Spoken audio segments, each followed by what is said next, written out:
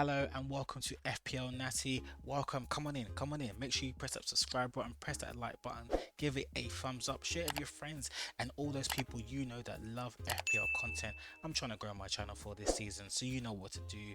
Just share it, share it, share it, share it. Come on in, come on in, come on in.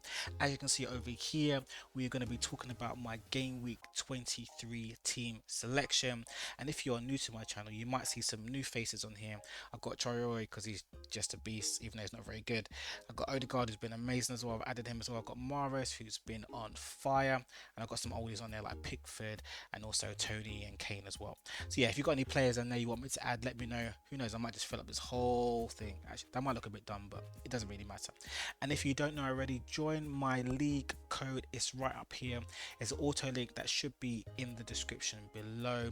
So join it. There's a few of us in there. You can see how I've actually done in a league kind of style, and I can see how you are and who follows me, and I know that you follow me because you would have subscribed to the auto link. Yeah, so just click it. Really simple to do. It's free to do. Just press the button. So I'm going to show you how my team did in game week 2022. In game week 22, it was actually a really good week for me, but I'm hoping that 23 will be even better. It is a double game week, so you know what that means. I need to bring in some players that are going to be playing two fixtures as a minimum, and there are two teams that I'm going to be targeting, which are Arsenal and Manchester City. So let's have a look at my team and we go from there. So let's jump straight into how my team did for game week number 22, and as you can see, I loaded up on Manchester United assets. I'm a Man United fan myself, you will know that from my previous videos. So I had to load up on them just to take advantage of the games that they had. It was Crystal Palace and Leeds. So yeah, it just made sense for me to bring in as many Man United players as I can, which is a maximum of 3 in your 15 squad team. So I brought in Bruno Fernandes, as I already had Luke Shaw and Marcus Rashford already. And let's go through what happened. So I used my triple captain chip on Marcus Rashford and he got me 60 points. Absolutely amazing. That totally paid off for me. And I know that a lot of people were hurting from that because they had to use their triple captainship on Haaland in game week 20. So that was a major differential if you did what I did and chose Rashford. Look at that, 60 points, absolutely fantastic. It gave me a really big swing in my mini leagues. I was green in literally all of them. I went from 1.3 million to what, 590 something in the world. So yeah, I was just like blown away by how that little change by triple captaining using my chip on Rashford made such a massive difference. Yeah, he got 2 goals, an assist and 3 bonus points, which is 20 points. But you times that by 3, you get 60 points. I know some of you also chose to triple captain Bruno Fernandes. I didn't bother with that. I kept him as my vice captain. Obviously Rashford was always going to play. Even if he played one game, my vice captain wouldn't have even stood a chance. He only got a couple points. I think he scored a penalty and then he blanked in the game against Leeds. So he only got 12 points in total, but it wasn't too bad. If you triple captain 12, 24, 36, it's still not too bad. But Rashford was just the guy that done amazing for me in game week number 22. If you look at Kepa as well, came through with another clean sheet. This guy is literally on fire. 3 in a row, 3 bonus points and 1 save point. So even if teams do score against Chelsea, which they haven't in 3 games now, he will also get save points as well. Kepa is a really good shot stopper, so I'm glad I have him in my team. I want to give a shout out to Matoma. I brought him in as well. I think I had a -4 for game week number 22, but it didn't really matter anyway. Attacking returns from Matoma are coming through thick and fast. In each of his last 4, he has done an attacking return in some way, shape or form. So me and about 600,000 other FPL managers brought Matoma in, and I think everyone had a smile on their face when he scored that last minute winner against Bournemouth, which was his 4th goal in 5 appearances, scoring 11 points and getting bonus points as well. Matoma is really good. You know from yesterday that Brighton do have a double game week. I think it's game week number 27 that just got announced, so I'm going to keep him in my squad no matter what, particularly on the form that he's in. There was people looking at Solly March as well and Pascal Gross, but yeah, Matoma, cheap, replaces Almiron if you've got Almiron, and I know that Matoma is going to stay in my squad. So let's delve more into the stats so you can see from the screen, the graphic below. 117 points in the game week, so I've gone up to 592,000. It's still far away from the top 500k, but I'm really pushing it out. You know, it's another green arrow, so I really can't be complaining about that. I'm just so excited about what's happened. And if you're talking about my game rank specifically, 11,978 in the world. So out of all the 10 million players, I came 11,000. That is amazing for that game week. Hopefully I can keep up a really, really good score without the use of my chips and any hits basically. So as I said, it was a massive green arrow for me. I went up 55.47%. So in places, that is 738,623. I'm not too far off the top 10k, to be honest. If I carry on as I'm going, I'm 106 points off of the top 10k. So it's not crazy amount to be far from, to be honest. So I'm not really too fast. The rest of my team did okay. The Arsenal boys didn't do that well. Trippier only got me 2, along with Ben White, along with Almiron and Ketia. Kane actually done well. Kane is being Kane. He scores goals. That's what he's done. He scored again. Haaland flopped completely. And like I see by my bench, I need to make some changes, obviously. Andreas got 2, Stones and Patson, they're both injured. Ward was never coming in. And yeah, it was a decent week, 117 points. I can't complain, but that week is behind me, and now I'm going to look forward to game week number 23. So as I said before, it is a double game week, and so I'm going to be looking at City and Arsenal players as the main players that I want to target for this week. But there's one player who doesn't come from those teams who's going to be staying in my squad. He is my goalkeeper, and it is Kepa Arrizabalaga. It's a difficult fixture that he has against West Ham, but he is in good form, and as I said before, he's got 3 prior clean sheets, and the defence is strengthened with the return of both James and Chilwell, who have come back from injury, and I mean long-term injuries. So with those people in the defence coming back, it makes sense that Kepa's going to be even better.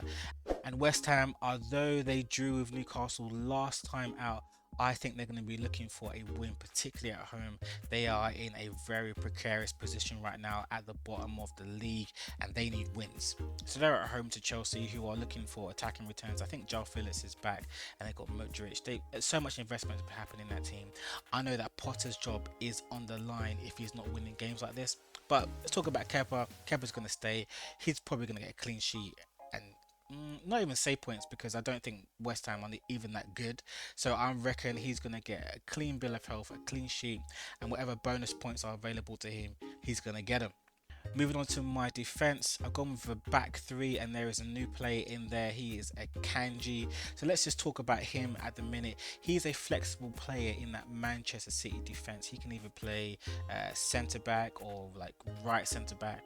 You know, the way that City play, he can shift around that back 3 or back 4 depending on who they're playing against. And he is the first choice while John Stones is out. We know that John Stones is out with a long-term injury, so I've had to move John Stones out and bring a Kanji in. A Kanji is only 5 million, so it's not even that expensive. And as we've seen before, his minutes are pretty secure, even in the short term. Long term, it might be difficult to know with the rotation that you might get from the Champions League, but you have to just play these ones by ear. Pep doesn't really give any kind of indication of what he's going to do with his teams and who's going to play. But I don't think it's going to be a minutes risk for him. He either plays 0 minutes or he plays 90 minutes. With someone like Diaz, Laporte, Carl Walker, Rico something, the other player they have, those are going to be playing maybe 45 or 60 minutes or whatever. But Akanji, he either plays the full 90 minutes or he doesn't play at all. And at the moment, from what I've seen, he is going to be the standout guy in that centre back position. Alongside him to his left is Trippier. What can I say about Trippier? Trippier has been amazing, and with Newcastle they do have a really good away form. He's got 40 points across their last trips on the road. You know, that's 4 clean sheets, 2 assists and 11 bonus points. That is why he's in my team. He's in most of you guys' team too. If you don't have him, What are you doing? I might be looking to move him out a bit later on in about 2 or so game weeks when Newcastle blank and their fixtures aren't looking so good. But right now he stays. And also another guy who stays is Ben White. He is a steady Eddie in my squad and in the Arsenal squad as well. But the only thing I would worry about is whether or not he might become a minutes risk based on the fact that Tomiyasu is now back from injury. And you've seen a couple times where it's the person who's coming off is Ben White. And we know that he doesn't really produce many attacking returns. So you might want to look to upgrade, or I am particularly, will look to upgrade him for a Gabriel at some point. Maybe not this game week, but maybe going forwards, because Arsenal do have another game week in game week number 25. I might look to move out White for Gabriel, who not only plays the full 90 minutes, but is also a massive threat in the opposition box as well. Moving on to my midfield, you have the first guy, as I spoke about just a few moments ago. It is Matoma, and he is the most brought in player for game week number 23. And it just makes sense. I think there's almost 300,000 of you guys that have brought him in for this trip they have to Crystal Palace away from home. So Matoma has, as I said, 4 goals in his last 4 games. He's got an assist, 6 bonus points in his last 6 matches as well, totaling 44 points. This guy is literally on fire, and I think he's a great replacement for Almiron, who looks like he's come off the boil just a little bit. I think just Newcastle are kind of settling it into their team really well, so the way the play is going is being spread across the whole team. So Almiron hasn't really been producing the returns that he was doing pre-World Cup, that he was doing post-World Cup. But not to worry, there's so many other players you can choose from. But Matoma is definitely staying in my squad. And also, I'm going to keep Bruno Fernandes in my squad as well, who sits alongside him. Yes, he did blank against Leeds in the last game, but he had opportunities that were missed or not taken or whatever, or just bad luck, to be honest. So I reckon against Leeds again, he can do something fantastic in my squad. Now, I was going to immediately take him out for Kevin De Bruyne, but I'm just really unsure about that situation. I think that with the price that Kevin De Bruyne is very tricky, and he was benched the last game. And if you look at his minutes, he's come off early, or he's only played a short amount of time. And I really don't know what Pep is doing. He's kind of all over the place. When he gives his interviews, you can see that he just doesn't seem very happy at the moment. And I know that he said it was tactical for Kevin De Bruyne, but it just didn't work. And will he play both games as well as Champions League? I don't know. He's like 12.4 million. I don't know if I can afford to do that. So I'm going to look to probably just keep Bruno in for now, and then over time maybe I might swap him out for KDB. But right now, listen, until 11 o'clock strikes on Saturday, I don't know what I'm going to do. So watch this space. Bruno might be gone, but at the minute he's going to stay in my squad. And I brought in this guy next to him, Bukayo Saka. Oh my gosh, he is so good. I really do enjoy this guy. I'm a Man United fan, as I keep having to remind you guys, but I do love Saka. I think he is so skillful, so talented, and literally a generational talent. He's just a fantastic player. I wish he was at my squad, but anyways, he's in my squad FPL wise, but I wish anyway.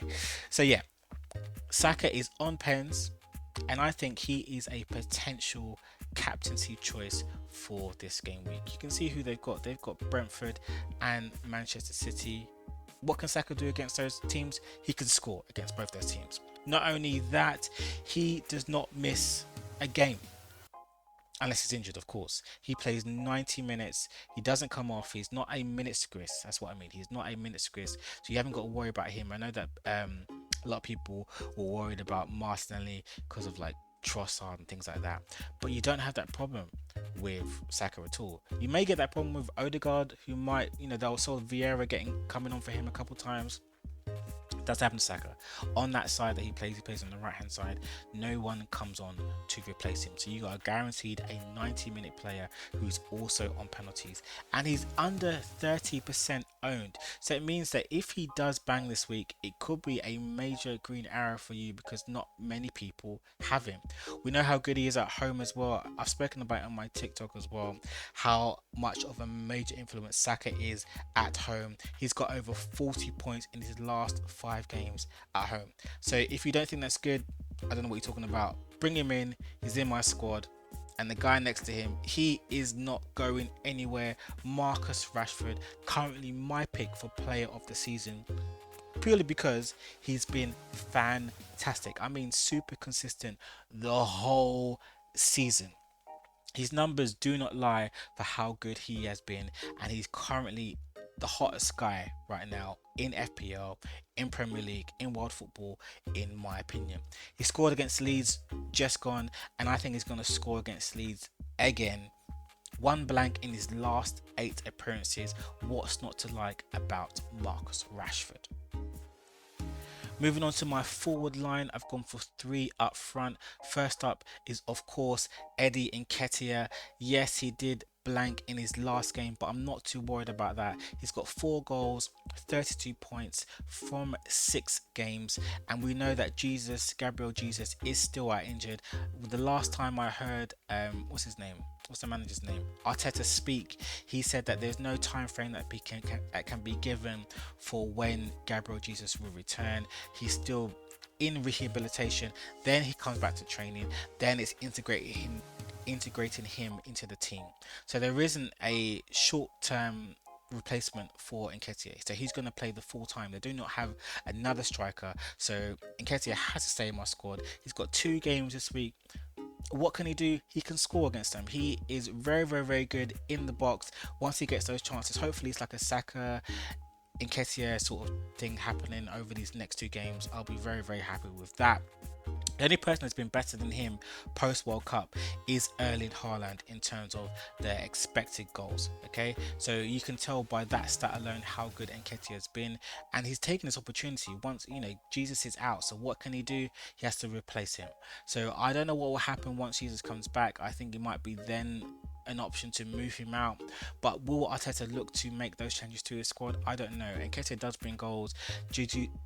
Gabriel Jesus wasn't necessarily bringing goals, but he was helping how the team was playing with passing the ball in a forward motion. Next to him is Harry Kane. Like, where's he going? He's going absolutely nowhere. He averages about 9 points per match, and he's playing a team that leak goals like a sieve. Their name is Leicester. It just makes sense that Kane stays in my squad. If it wasn't for the fact that Arsenal guys had a double game week, then I probably might look to have captained him. But yeah, he's going to stay in here. I think a lot of goals will be coming in this game from both sides. And Kane just absolutely loves scoring against Leicester. He's got 17 goals and 4 assists against them over 14 games. So yeah, this is a game where he thinks they're just like little boys in the park or something. He's going to demolish them. And we know how bad Leicester are at the minute. Even though they did have some good games, they're still terrible. And Spurs are better than them. Hopefully we can see the return of Antonio Conte, who had that surgery happen to him, and he will come back along the touchline. He brings that energy and that fire that we also love in the Premier League. And my last player in the team is Erling Haaland. He has a double game week, as you can see there, against Aston Villa and against Arsenal as well. He blanked last game week. I think it's the second time he blanked or something like that. But I'm not too worried about that, and neither should any of you. He averages a goal every 65 minutes. So that tells you he is due a goal in these next 2 games, whether that is against Arsenal or whether that is against Aston Villa. He is going to be a major focal point for you to get points this week. And I know a lot of people who haven't used their triple captain either in game week 20 or in game week 22 are going to be trying to use it in this game week, hoping to pick up some points. And Erling Haaland is really good pick for that if you're going to do that. I didn't use it this week because I felt like the games were not as favourable as Rashford was for last time. So yeah, that's why I did it. But if you want to pick Erling Haaland triple captain, go right ahead. I already got my 60 points of Rashford. So my captain right now is going to be Erling Haaland. I'm switching every time between him and Saka. I don't know which one I'm going to be choosing.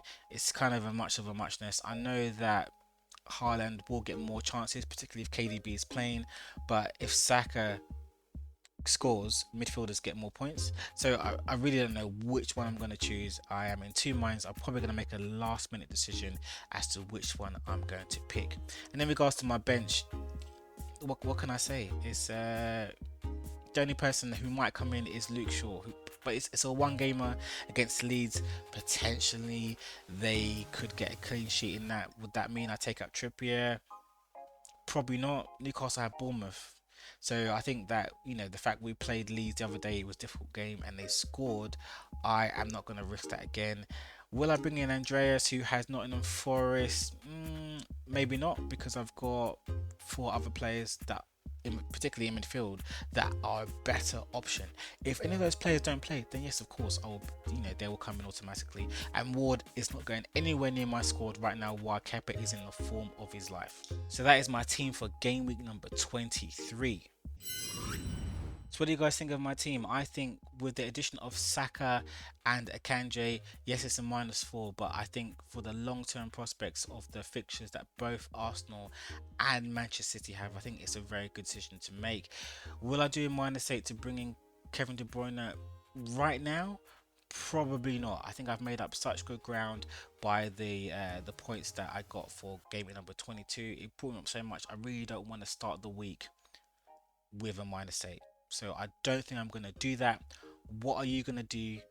Whoever's watching this, what are you going to do? Because I think everyone's really struggling with who they're going to pick from Arsenal and who they're going to pick from City. There's only 3 players you can pick from both. If you already got players already, who are you going to swap around? Are you going to make a left, like a sideways move, or you're going to be differential? Are there other teams you want to target because you can think about them in game week number 24, 25? But for me, I'm just taking each week as it comes.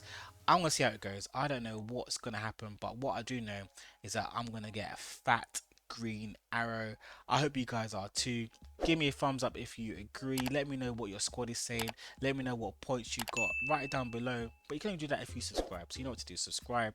Give this video a thumbs up. Let me know if you like this video and this content. Don't forget to follow me on TikTok, guys, as well. I think the description's in the link in the thing, the thing below. And then join this up. Okay? You know what to do. And I will see all of you guys in my next video. Take care. God bless. Bye.